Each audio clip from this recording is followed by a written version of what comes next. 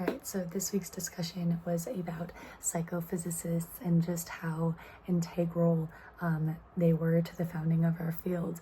My biggest takeaway is basically just that without these ideas, that maybe psychology would never have been here today.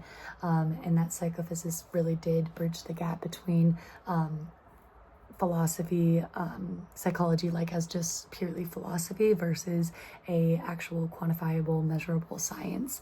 And that psychophysicists like Weber and Fechner gave us the tools to measure the mind, which nobody thought that we could do before.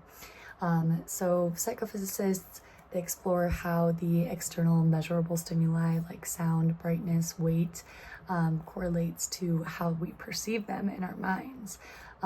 So it's revolutionary that Weber and Fechner gave us laws, mathematical laws, that showed that even though perception is internal and therefore subjective and personal, it is still measurable and predictable, mathematical.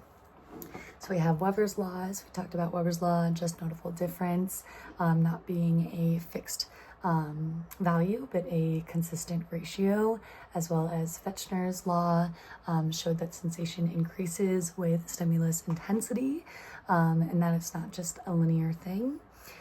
So the psychophysicists also challenged the extreme beliefs that perception is always a perfect mirror of reality, and that also the opposite of that all that exists is just our minds and our perceptions. So they blended those, being that the experience does lie somewhere in the middle. It's subjective, but it's also still systematic. And basically, I also wanted to take away that before this, psychology didn't have a real method, and that it was mostly just speculation. So that these psychophysicists introduced the concepts of threshold measurement, experimental design as a core, and just mathematical modeling, which gave psychology its credibility and helped establish it as a legitimate science. So yeah, basically I'm just taking away that without these figures, we wouldn't be here today. We wouldn't understand that the mind could be studied scientifically, and how this kind of changed everything.